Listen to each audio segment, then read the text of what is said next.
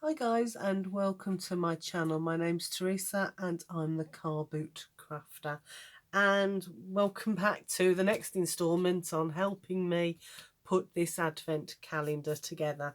So this is the stage that we're at now. After all the advice last week, I've managed to get the back and the front covered. In the end, after listening to everyone's advice, I went for this tartan on the back, which is absolutely gorgeous, but was a nightmare to piece together. Because as you can see, there's the top piece, there's this piece, and then I've had to patch in this piece over here as well. But what I hadn't realised is that this isn't a square and these aren't all fixed. Although they look quite symmetrical, they're not, they're far from it. And there's a little piece over on this corner here, over here. It was only a tiny little piece, only that little corner there. But trying to match that up from all my scraps was an absolute nightmare. Trying to match up that, trying to get, let me get it into this, oops, big and unwieldy, trying to get this line to match, but also trying to get the cross hatchings here, the red cross hatchings. So it had to be a similar distance or the same distance away from each other, and they're not. They're all very, very different. So trying to find a piece that fit there was a nightmare. I've then used my PVA glue to seal it, but I'm going to do it another couple of coats of that just to seal it all in properly. And then on the front, lots of you guys had said to use a plain paper, or some people have said specifically to use this red dotted paper, which I have, and I'm so glad that you guys told me to do that.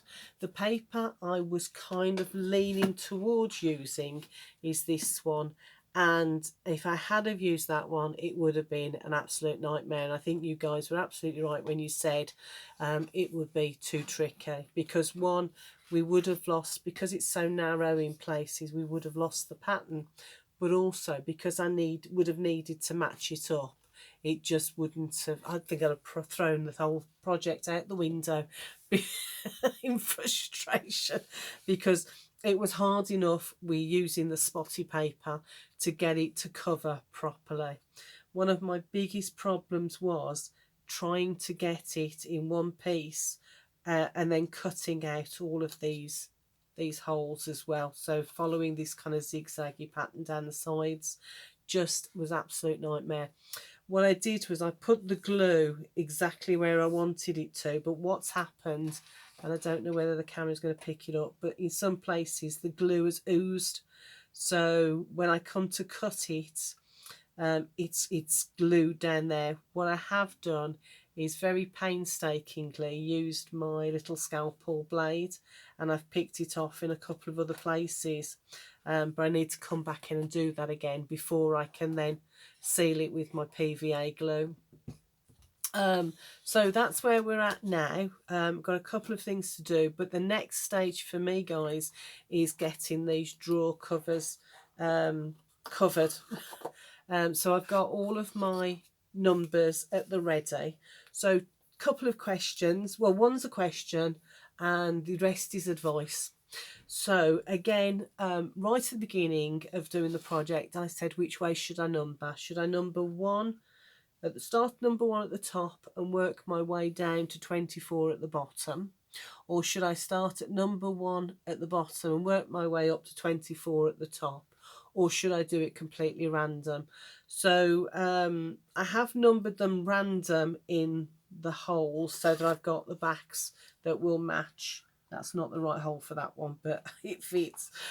So yeah, so number 4 will go into number 4 hole in here, wherever that is. No, that's 14. Isn't it always the same that you can't find what you're looking for when you're looking for it? There it is. So number 4 will go into number 4. So do I then call that number 4, or is number 4 up here somewhere, or even down here somewhere? So please guys, give me some advice on that. random or in order, top to bottom or bottom to top.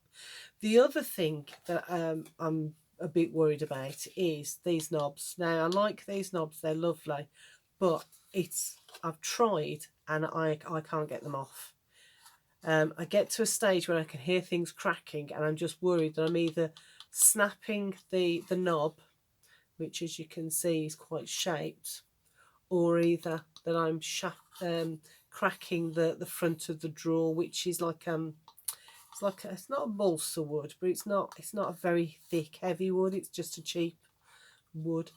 I was thinking maybe getting a hacksaw knife and just cutting, hacksawing through, but there's 24 of them, so that's going to take forever.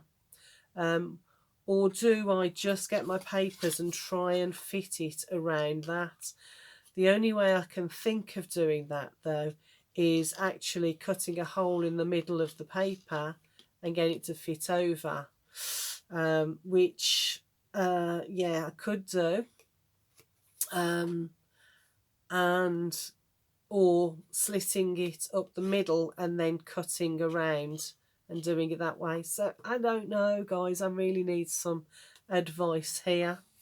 And the other thing is, should I leave the knobs plain or should I paint them? And if you've got some ideas on what colour to paint them, I would really appreciate that. So there's that. And then the other thing is, because on the edges, when I did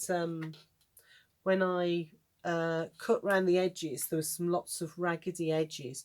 So what I did was I used my sanding block and just went along the edges, and it's given a really nice kind of antiqued look to the edge, where the paper's been rubbed away. I don't know whether the camera would pick it up, but maybe. And I was thinking about using some metallic waxes on them. So I've got lots of Inca Gold, which is like a water-based wax, which seems a bit of a strange contradiction, but anywho, so I've got some of these, and they are some gorgeous colours in them, I have to say, guys. And I probably don't use my waxes as much as I should, but I was wondering, what do you reckon? Should I use my waxes, and what colour do you think? Oops, do you think I should use? I do love them all. I'm kind of leaning towards that one, the gold. But what do you think? Please give me some advice.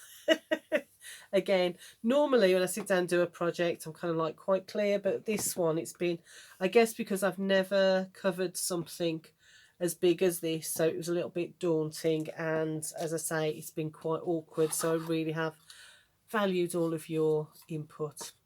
Anyway, if you could leave me some advice and suggestions below, I would really appreciate that. And as always, I would really appreciate it if you could like and comment, and if you're not already subscribed, please do, and join me on some of my journeys, my crafty journeys and makes. That would really make my day. Yeah, you can catch up with me on Instagram as CB Crafter, or on Facebook at Car Boot Crafter Null. I know, Angela, you told me how to get rid of the null. I just haven't got around to doing it yet because I don't use my laptop very often. Everything's on the phone. All right, guys, hope to speak to you soon. Bye for now.